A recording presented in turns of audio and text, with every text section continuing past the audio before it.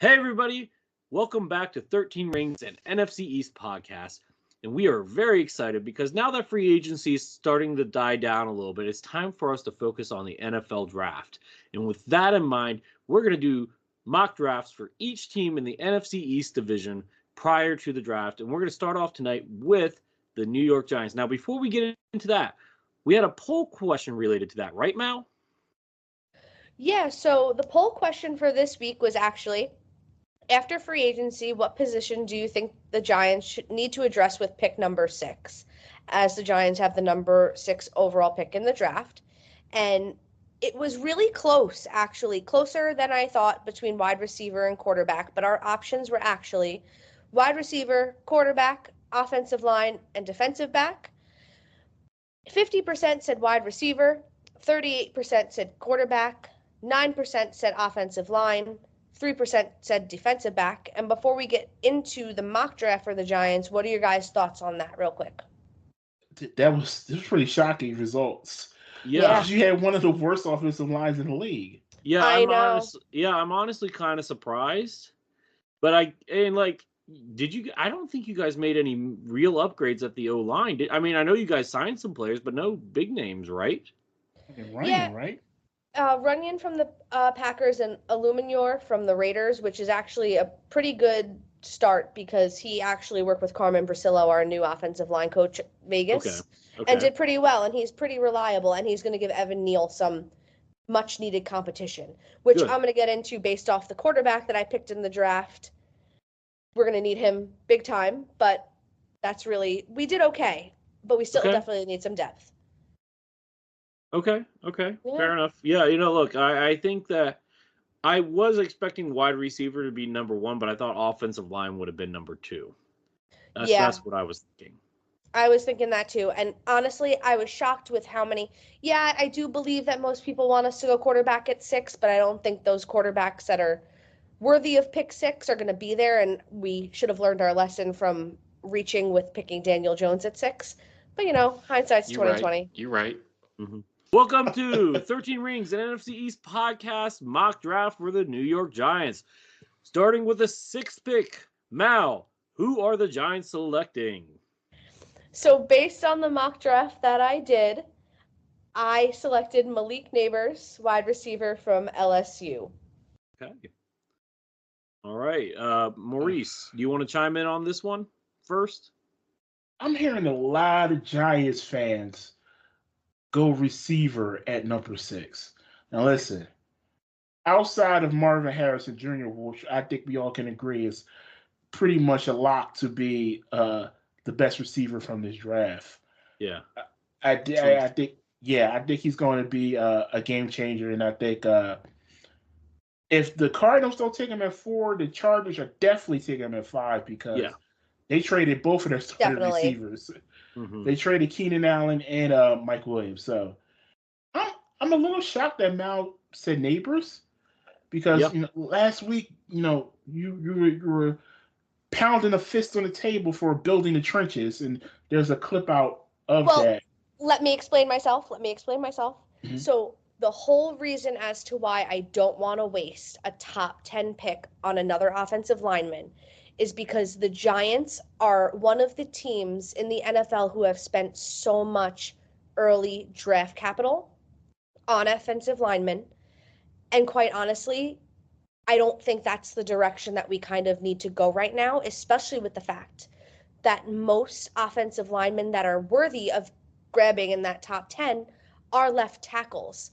My left tackle, Andrew Thomas, is an all-pro left tackle. That's true.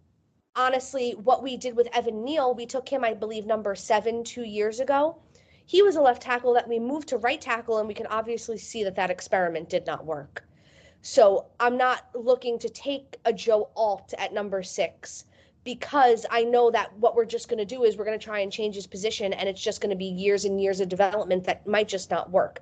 So at this point, we need to try and take a playmaker, whether it's a quarterback or a wide receiver. I'm not opposed, and I will address the offensive line in the draft, but that early on, just don't think it's in our best interest. Okay. But Maurice, I would like to know, who would you pick for the offensive line that early on? I would have picked Alt and seeing if there was a way he can move to the other side. But the guy from Penn State, I don't know how to say his name, Fashanu. I just think the offensive line is the way to go. But I think at number 6, a lot of mocks are now taking J.J. McCarthy. I think he's Daniel Jones 2.0. Yeah, I'm not interested in that. I really think he is Daniel Jones 2.0. Yeah, I think he might be better than Daniel Jones. Really? Okay. That's the 2.0 part. Just a little bit. That's why it's 2.0. But Earl, thank you for chiming in. What is your pick for the number 6 for the Giants? See, I was with Mal on receiver, but I'm going to lean towards defense on this one.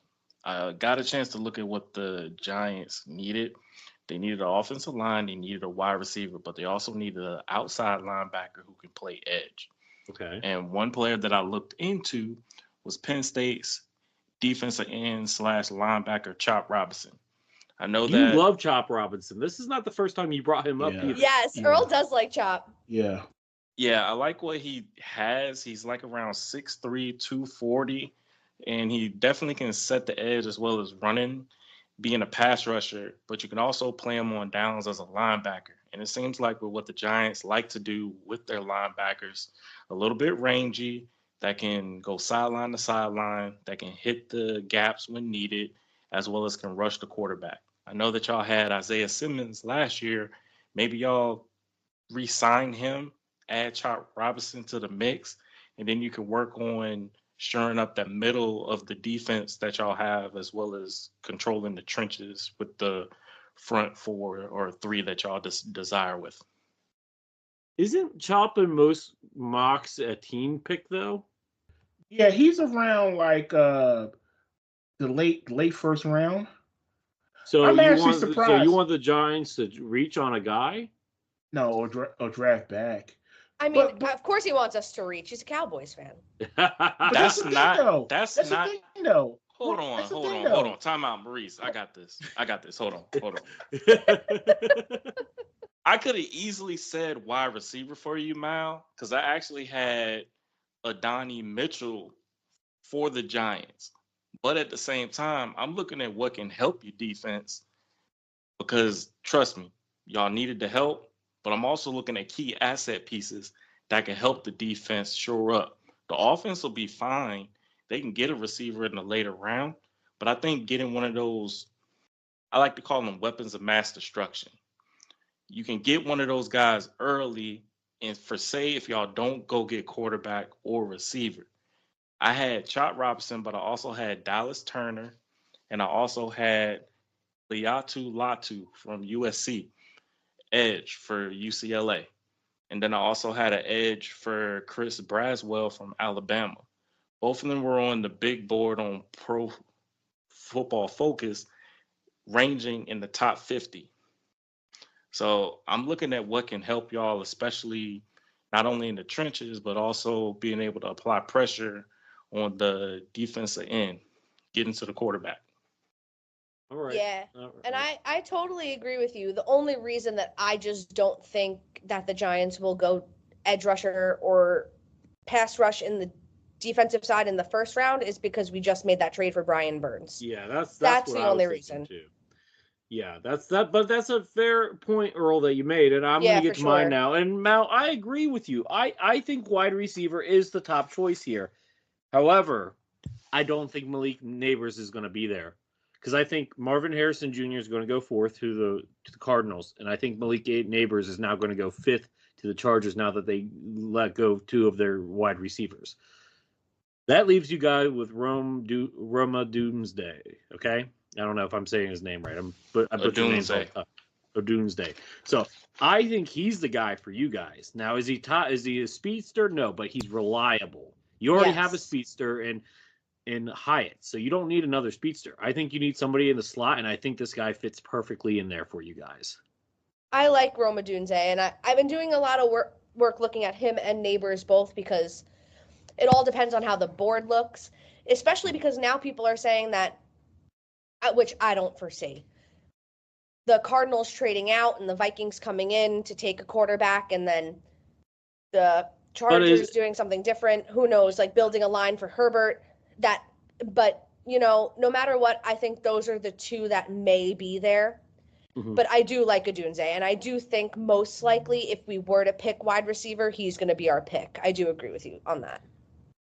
If Darren Waller retires, could Brock Bowers be an option? I thought of Brock Bowers. I almost put him in. Yeah, I don't see why not. And the thing is with that, if Darren Waller does retire, I don't know if he's going to make his decision before the draft at this point. That's what worries me. That really worries me. I could see him holding it off, yeah. Yeah, I could see him holding it off, and I don't think we're going to really address it. And realistically, would I like a player like Brock Bowers? Absolutely. If we miss out on him and then Darren Waller decides to retire, whatever, I am okay with Daniel Bellinger in his third year, at least just for now. We still have some things that we're going to have to fix, and it's not all going to be fixed this year. So in the end, I don't want us to bank on that. I would like us to build the rest of the team or maybe look outside at other offensive weapons besides Bowers, but that's not a bad idea either, Maurice. All right. And with the 47th pick via the Seattle Seahawks, the New York Giants select who, Mal? So round 2, number 47, this person fell to me, and I would love it. And it is quarterback Michael Penix Jr. from Washington. Ayo. Now, I will say, and as I was saying earlier to you, Lucas, before, that Jermaine Illuminor, the right tackle from Vegas, he's pretty good. He did a pretty good job last year. And if Penix is drafted to our team, he is a lefty. So the right tackle will be his blind side. Oh, yes. Okay. So the right tackle position has to be solid, and I do not think that Neil will win that in camp. I don't. Okay. Every year we look at Neil and we're like, oh, he's going to make a jump. He's going to make a jump. It was a hard transition for him from left tackle to right tackle. I liked this signing from Joe Shane to get the right tackle spot, at least some depth, if whether Illuminor starts or Neil starts, whoever it is, or whoever wins out the position. I picked Michael Penix Jr. because I like the way that he plays quarterback. He has shown himself in college, and I would be totally okay with him competing it out with Daniel Jones. I think it would be a very different style that we are used to, and I think the Giants need to change it up a little bit. So what are your guys' thoughts on that? So I'm going to start with Earl on this one. Earl, do you have the Giants also taking quarterback here? Actually, I do, and I actually have Michael Penix Jr. Okay. I'm gonna interject because I also have Michael Penix Jr. Maurice, did you have Michael? How are you Penix gonna Jr.? Interject me, sir? I'm just look. Time management, sir. Time management. Anyway, I had this stuff scanned out when you said I was already thinking of sir. Michael Penix for like 3 weeks, dude. Anyway, Maurice, did you have Michael Penix too, or do you have somebody else? I actually had Bo Nix.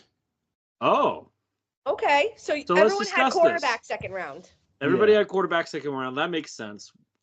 Mal, I agree with you. Everything on Michael Penix. I think he's worth the risk, injury risk, with a second round pick because he's a first round player without the injuries. Earl, yes. Your thoughts? I really didn't see Bo Nix fit for the Giants, and I was leaning towards what Miles said about Michael Penix being able to. He's a lefty. Shout out to the lefties. And having that blind side for him is definitely a key component where I like what Penix can do downfield.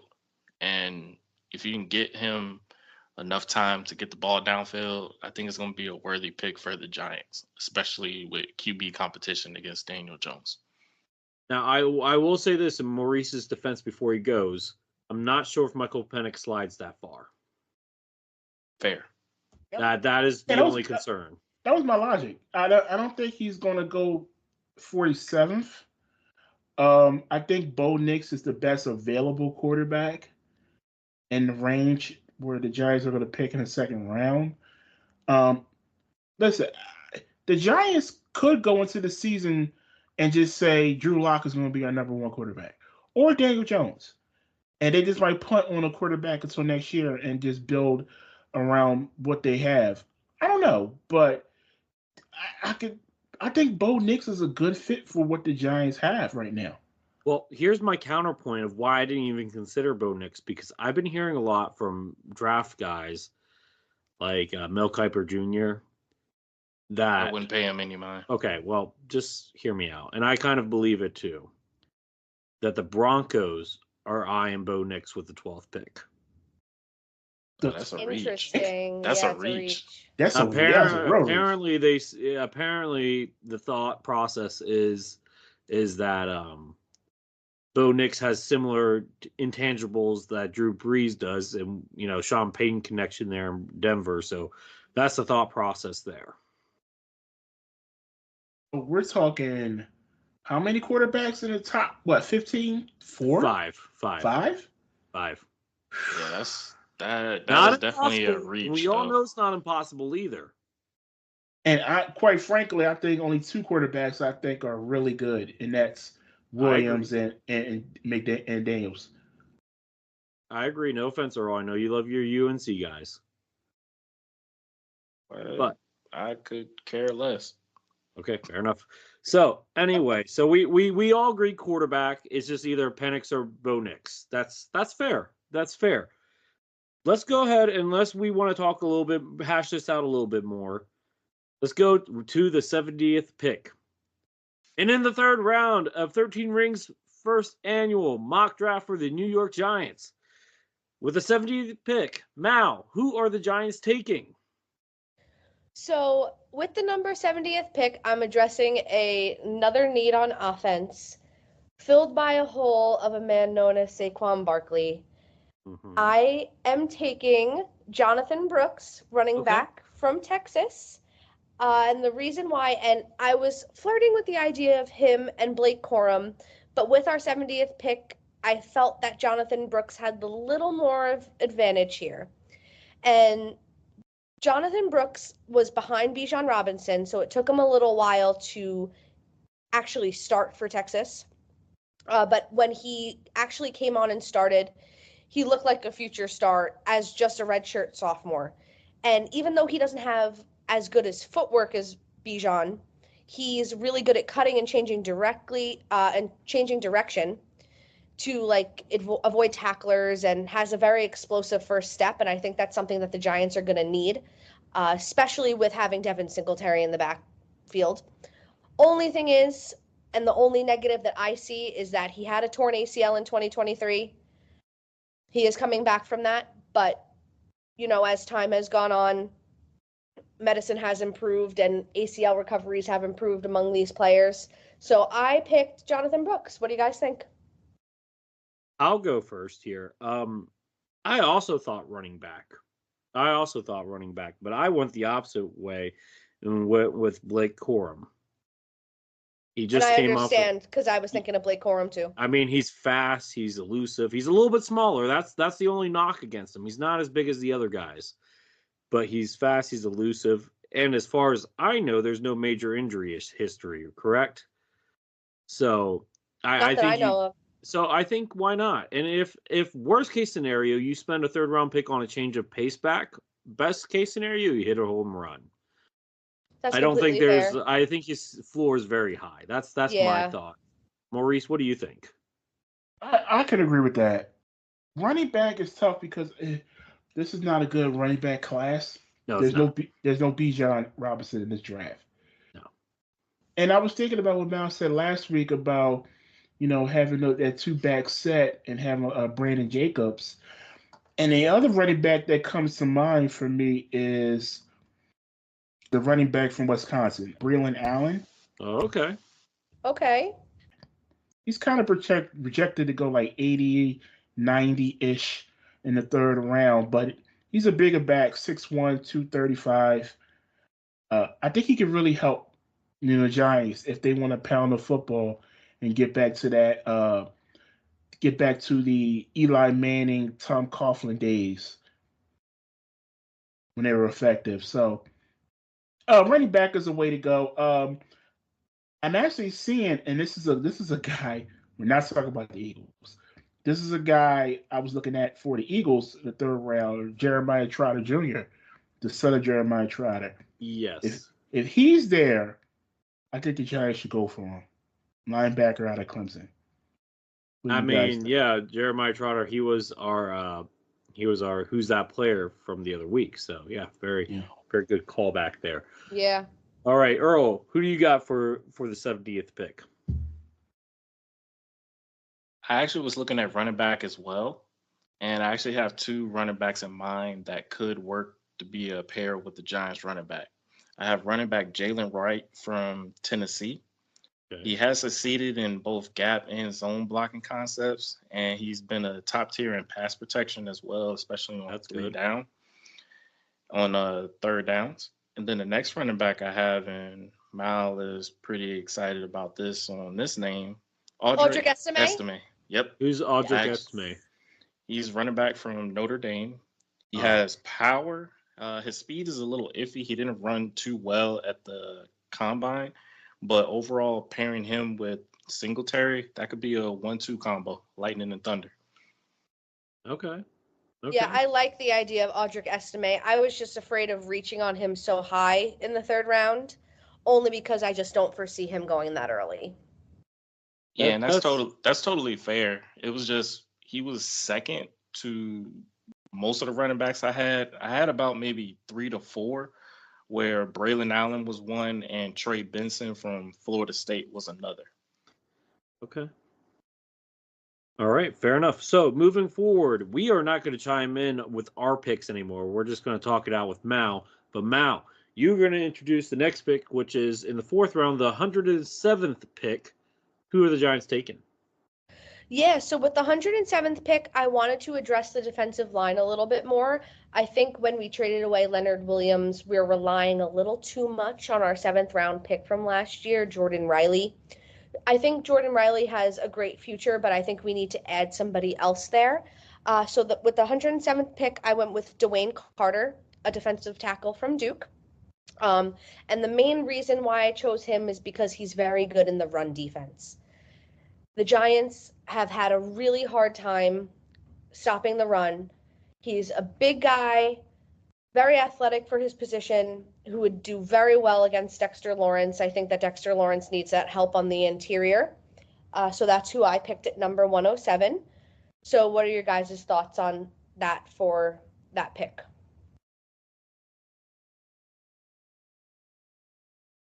Maurice, how about you chime in first? You said Dwayne Carter. I thought of Lil Wayne, the rapper. That's the first thing I thought of. Oh boy. Yeah. Like I was saying. So now, do you think they're gonna? I mean, they've put a lot of resources and money this offseason, free agency, into that D line. You think they would use another pick, another draft pick, or someone from the D line? Yeah, I mean, like I said, the only resources they really used on the D-line was doing the trade for Brian Burns. Other than that, we never replaced Leonard Williams. And I think that's what's important, because the only thing that I'm worried about with that D-line is the interior next to Dexter Lawrence, because like I said, Jordan Riley was, I believe he was either a 6th or 7th round pick last year. And he's going to be good. I just think he needs more experience, and I think we need to add more depth to the interior. And you can never have too much on that interior line. I would rather our interior line be dominant and we could have somebody who can step in. And yes, we have Nunez Roches, who we picked up in free agency last year. But I would like to, I don't know how long he's going to stay here for. So I'd really like to just add depth to that line. That's just me, though. Nothing wrong with that at all. Fair enough. Let's go ahead and move on to their, I believe, 5th round pick, which was the 166th pick. So with the 166th pick, Mal, who are the Giants taking? So with the 166th pick, I'm addressing another need from a position that we lost, and that is the position of Xavier McKinney. So I'm addressing the safety. Yeah, so I'm addressing the safety position, and I'm looking at Kenny Logan Jr. from Kansas. Now, this was a prospect that the Packers were actually thinking of looking at. I was actually looking into him a little bit more, and the Packers were interested, if they didn't sign Xavier McKinney. Logan took over as starter this year, and he did really well. Had interceptions, was just athletic across the field, really good once again in the run defense, and very good in coverage. And I think that's something that a lot of our safeties were lacking for a little bit for a while. I do believe in Dane Belton, Jason Pinnock, but I would like to give a little more depth to this room, considering that last year our draft prospect, I think his name is Jervavius Owens, hasn't really been able to step up. And I think he would give us that little extra edge at the safety position. So I don't know if you guys know about him as a prospect or have seen anything about him, but what are your guys' thoughts? I don't. I think your logic is sound. Look, I'm not too familiar with many of the guys in the later rounds, so I won't speak too much on it. Earl or Maurice, do you guys have any things to say? I didn't do research on him, but great analysis, Mal. Absolutely. Yeah, I got nothing. Fair enough. And let's go to the last pick for the Giants in this mock draft. Who are the Giants selecting with the 183rd pick overall in the 6th round, Mal? So with the 183rd pick, I'm addressing another defensive position in the secondary, and I'm adding a cornerback. His name is Tarheeb Still. He's a cornerback from Maryland. And the reason that I selected him was because he's done very well since his sophomore year, very reliable, no real injury concerns, and he has a history with our cornerback one, Deontay Banks. They played with each other. So I think adding him for much needed depth and to see what he could give us would be a great way to upgrade that cornerback room. Interesting. I actually probably would have gone another offensive lineman just to shore that up a little bit more. This is a deep offensive line draft. If I'm the Giants, I'm maybe looking to add one last guy in the later rounds. But your logic's not bad. Maurice or Earl, any thoughts? I actually have a corner that they could take. I actually have two. I have cornerback from Georgia, Kamari Lassiter. His scheme is very versatile as a corner that could definitely help Deontay Banks and the other DBs with the Giants. And then the next corner I have is from Oregon, Kyrie Jackson. He has some upside, especially with his combination of size and athleticism that is very unique, that doesn't come around often. And I think he has a tendency to have a shutdown skill set. Okay. Maurice, any thoughts? No. Earl did his homework. Salute to Earl. Yeah, he did. Salute Earl. Well, I think we know who Earl's thinking about in the draft for the Cowboys now, which we will be doing next week. But Mal, thanks so much for doing all this research. Thank you all for guys digging your noses into these draft guides and finding the best options for the Giants. Hopefully, the Giants will make one of these moves, and it will make Mal very happy. Yes. Let's just hope that my team gets better. And I got one question for Mal. Who is the one player you do not want the Giants to draft at number 6? Ooh, I want to hear this. It's got to be J.J. McCarthy. I'll be honestly, I might just turn my TV off and take a break from the whole draft if that happens, just because I know what this looks like. I mean, I know they're having dinner with him soon, right? They already did. They already did? Okay. They have to come to terms with it, but at the same time, I don't want to. Like, honestly, I don't want that to happen. I really don't. That means they're going to check out his pro day coming up. Yeah. Yeah. Were they at the Caleb Williams? I don't think they were at Caleb's pro day. Yeah, they were. It was a look, don't touch kind of situation. Yeah, there's only really 2 teams that are at Caleb's pro day that have the shot. Really just one, but still. Yeah, no, that's fair. Yeah, we all know his future, but yeah, we were there just looking, window shopping. Window shopper. I'm sorry. No, Earl, you just have the best take, like the side little. I love it. I love all of it. But Earl, thank you for butting in, because now we're going to get to rapid fire team news real quick, and we're going to start out with the Cowboys. My Durs? Alrighty. I really don't have much to say, especially with free agency, but I can say that we did sign Eric Kendricks to a 1-year deal. He's very familiar with Mike Zimmer. He's been on his team for I think around 6 to 7 years. One thing with Eric Kendricks that I like is especially his maturity as well as his mind growing, especially in the linebacker position. And I believe he's going to play the Mike linebacker for us this year. But at the same time, I really think this team has too many gaps that need to be filled. And I'm really seeing the full true colors of the front office. And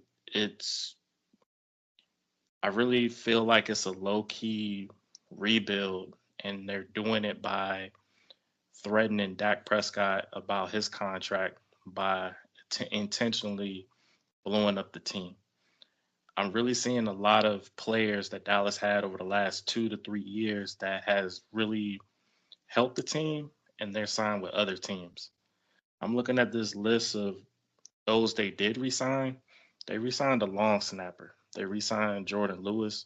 They resigned CJ Goodwin, and they just recently resigned Rico Dowdle. And at that point, even though signing Rico, it did nothing.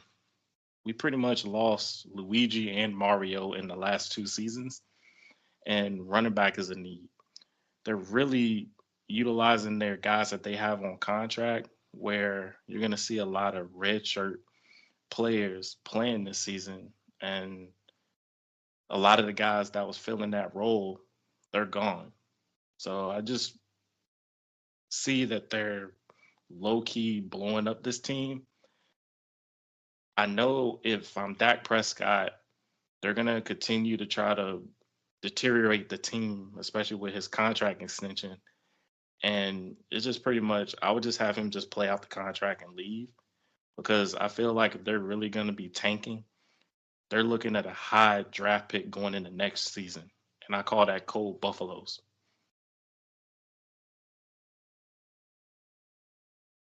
What do y'all think? Look, I think it's clear that they're trying not to bring back Dak, and they're going to blame it on Dak, even though the roster around him's not going to be good. Everybody's on the last year of their deal. Mm-hmm. So I agree with you. I think they're going to give it one more run, and then they're going to blow it up with quarterback. No, they're already blowing it up. Yeah, but I mean, like, really blow it up with, like, you know, with the quarterback and coach. They're going to give those two one more year, but, like, the thing is that they're not giving them a fair shake in this one more year. You know what I mean? No, I feel you on that. So that's what I think that's happening. And another perspective on the Cowboys right now is the Cowboys didn't have they had the least amount of money going into free agency. Yeah. And they have to re-sign Dak. They have to give an extension or a new contract to CeeDee Lamb, Michael Parsons, and eventually they're going to have to pay Bland. That's a lot of money to bring back these guys who are. Yeah, this is what I was thinking of too. Like, the amount of players that you have to sign to such big contracts. And I was talking to someone about this the other day, and I was like, who do they realistically bring back? Someone's going to have to go. And it's going to be Dak. And they don't want to let go of CD or Micah, as they shouldn't want to. But you're right, Lucas. Dak is going to be the one. I heard a number today, Mal, on ESPN. He ties up 21% of the salary cap for the Cowboys. Wow. I mean, I'm sure Daniel Jones does the same thing. I can't even judge. It's just like, Earl, that handcuffs anybody. Yeah, it's Stephen Jones. It's Stephen Jones and Jerry Jones' fault for letting the money go high. When they tagged Dak twice when his contract was up, they should have paid him the first time. They let the money get that high, in which it showed that they really didn't want to pay him, but everyone else was hooping, hollering, pay Dak, pay Dak. And when he broke his ankle, they were like, yeah, you really got to pay him. And that money shot up to what it is. They could have easily paid Dak in a solid minimum contract, but their silly selves decided to let the price go up and then blame him that you couldn't sign this player. You couldn't sign that player because of your contract. All this stuff could have been avoided, but silly Stephen Jones likes to be tight with his money. He's worse than Mr. Krabs. he's worse than Scrooge McDuck. It's sad. Like, he's really gonna let his power deteriorate the team just to win the dollar. He cares about the dollar wins instead of the championship wins. And that is just, I really think Dak is, y'all are right. I think Dak is the odd man out. I know they're going to pay CeeDee Lamb. I know they're going to pay Micah. They also got to cover Bland as well as Tyler Smith's contract. I don't think they're going to re-sign Zach Martin. I think they have his replacement already in-house. So money is tight. If they can at least get 3 of those key guys signed, everything else is going to fall into place. So let me ask you one question, then we're going to move on. What's up? If we know that Dak has a no trade clause, but if the Cowboys come to Dak and they say, "Hey, we're going to trade you," where would you want to go? So where can we trade you where you would waive your no trade clause? Where do you think that is for Dak? More than I have likely, an answer. It might be an AFC team. Like, I could see Denver as an option, but if he wants to be traded in-house, I could see one of the NFC East teams. You go ahead, say it. I know who you're thinking. Go ahead, say it. I actually think it might be Washington, but Nope. at the same time Nope. of it, I know. I just think with what he wants to do, I could see Denver, Washington, knowing that after they traded Howell, that's out the window. They're going to get their quarterback. I could see him going to either the Raiders, somewhere outside of the NFC East. And I mean, it is what it is. Like, I know that he's more than likely he's going to pay this contract out. So can I say who I think? Yeah, absolutely. Go ahead. I think if Dak was traded, I think he's going to the LA Rams. Interesting. Yeah. That'd be a good pick. He's from LA. Stafford, I don't know how many years he has left. And it's a big market team that Dak can handle. I could see him going to LA Rams. LA is a good team. I was actually thinking the Buccaneers. Not after they pay Baker. Cook. Not after they pay Baker. That's true, though. Yeah, I know they just paid Baker. However, you could do a trade involving Baker and Dak with picks. Baker's not coming to. He's not coming to Dallas. Oh, wait. So is Dak's hometown LA, or I thought he was from Louisiana? Well, he's born in.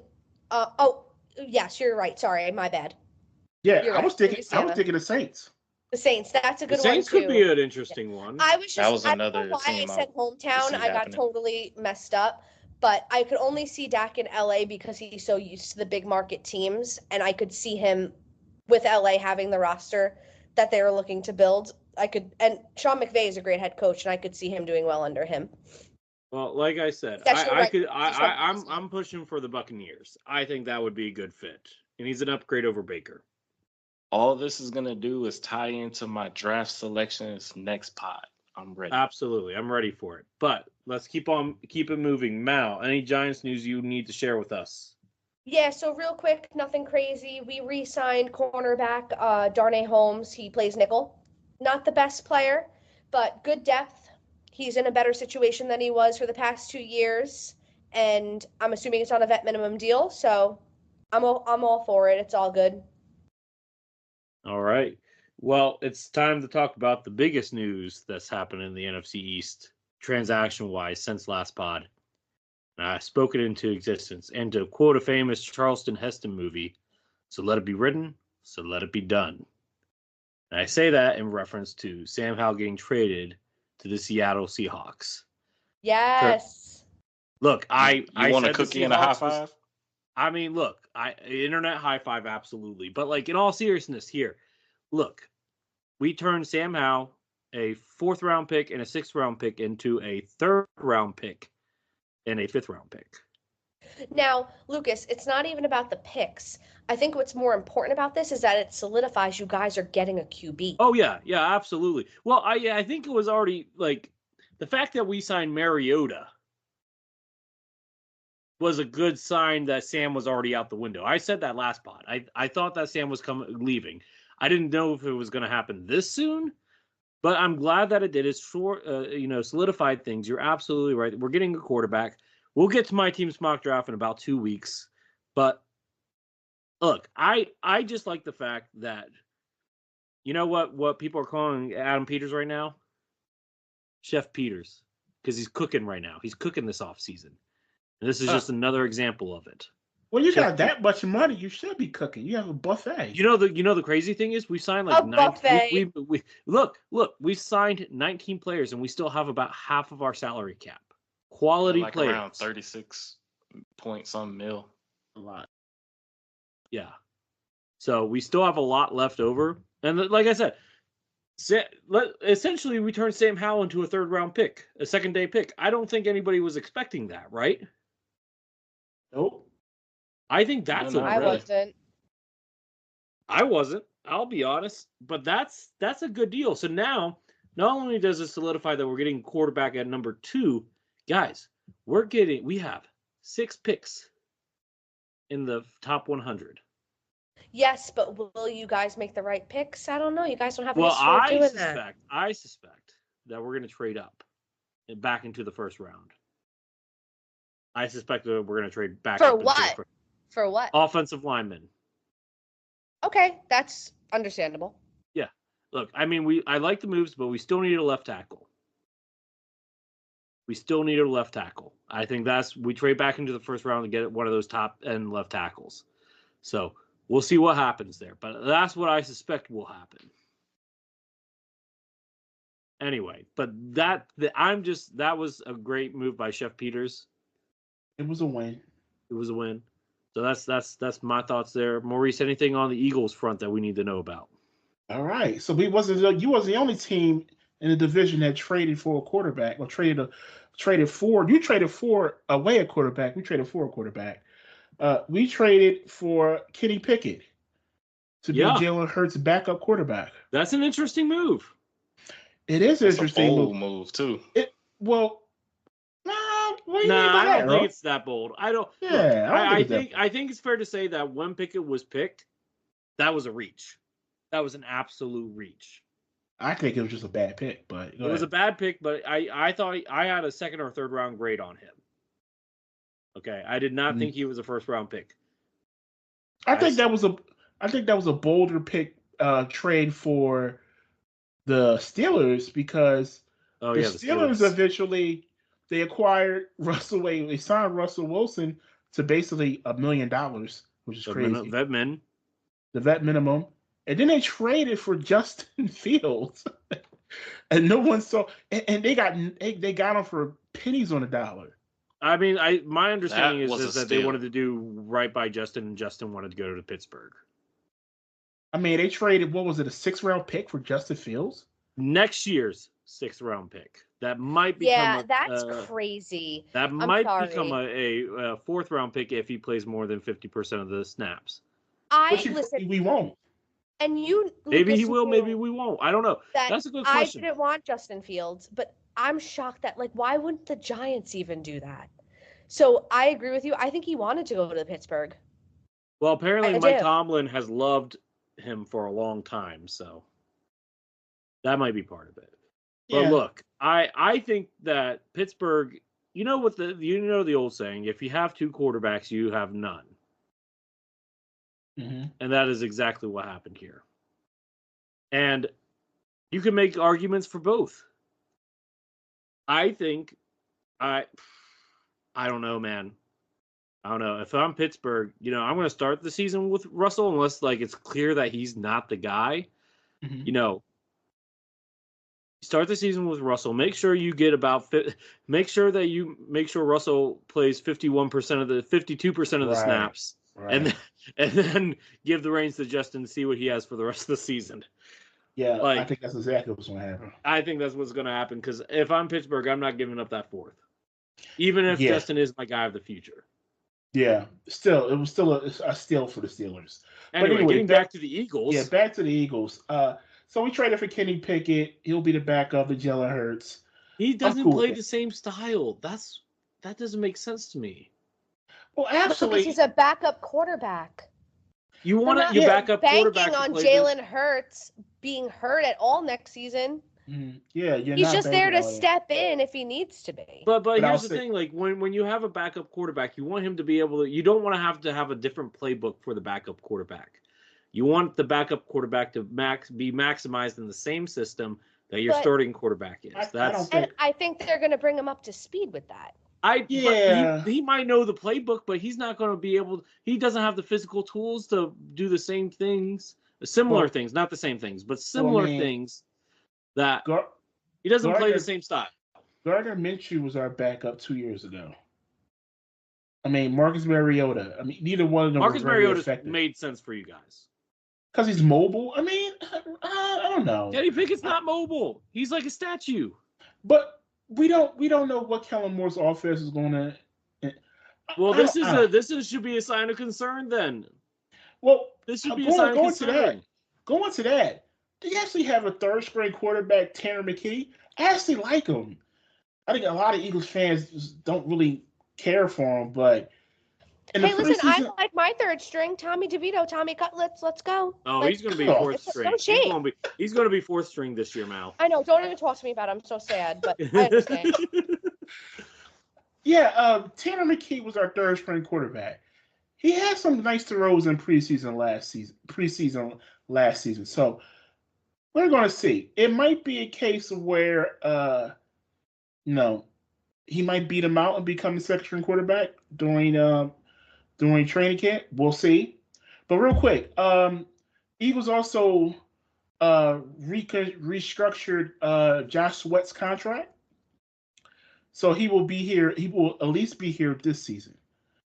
So that means that Hassan Reddick's probably the one that's going out then. Yeah. And I said on this podcast last week that I'd rather have Reddick over Sweat. I remember. Yeah. And I think he's going to get moved. I think Hassan Reddick is going to get moved. They did something with his contract, whereas though they have a little bit more time to trade him. He will get traded. He might be a draft night trade. Who knows? But he will get moved, especially with Huff here. Sweat coming back, and Nolan Smith coming into his second year. So we will see what happens with Hassan Reddick, but I have a feeling he's going to get moved sooner or later. And I was going to say, you go ahead, bud. And third and last, this news broke last week while we were recording about the Eagles. The NFL might investigate the Eagles on tampering with the Saquon Barkley signing. I haven't heard any new information about that besides them investigating it. And I think it was another team as well. I can't remember the other team. It was the Falcons. Okay, the Falcons. That one makes sense. Yeah, there was something about Howie Roseman probably spoke to Saquon before the tampering period.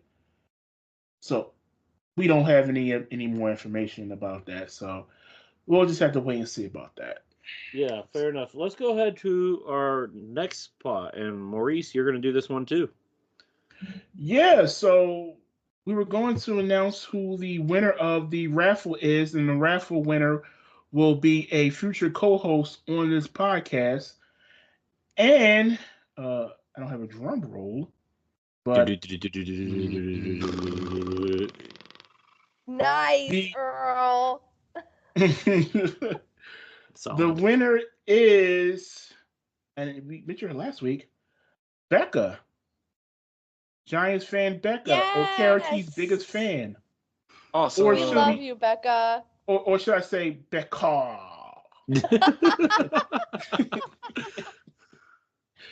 Yeah, so congratulations to Becca. She was our raffle winner, and she will be a future co-host on a future episode of the 13 Rings podcast. Just wanted to say, Becca, you're amazing. We can't wait to have you on. Super knowledgeable. She's amazing, great, and it's going to be great. Awesome. So glad to hear. So next is Earl with Who's That Football Player? All righty. This week's Who's That Football Player? Back in 2008 season, he had 5 pass deflections, 1 forced fumble, 7.5 sacks, 51 total tackles as well as 12 tackle for losses. His career awards is he's a one-time All-Pro first team as well as a four-time Pro Bowler. This football player is Jay Ratliff.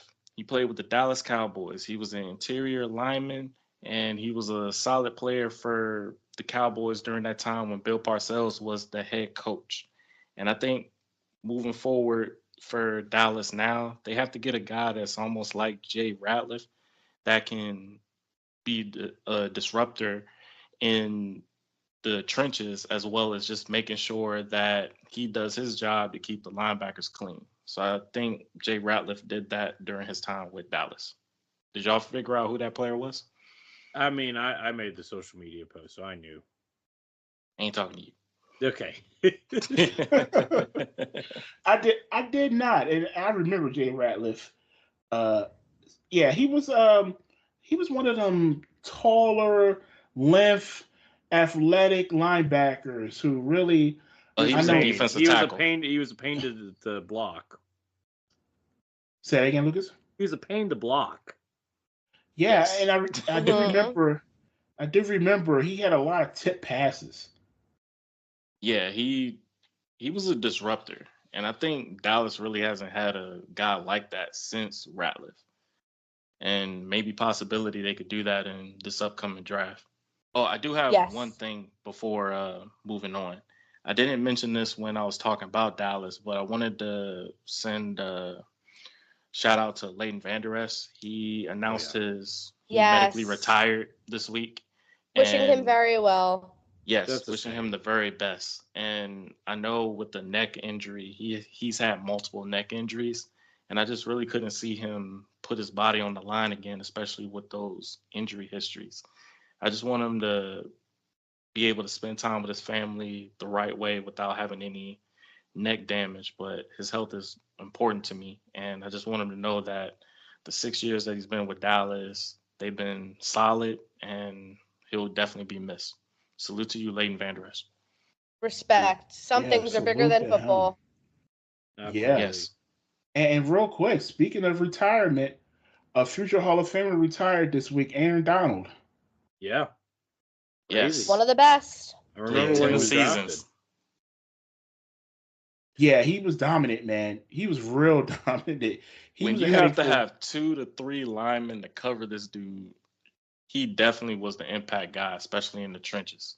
I don't think we're going to see another player like Donald for a while. Absolutely. All right, guys, to wrap this up, we're going to do team trivia. Now, nobody got this right. I may have chose too hard of a question. I apologize. I thought it was interesting, though. You're good. It's knowledgeable. So, question was, who is the all-time leader in kickoff return yards in Eagles history?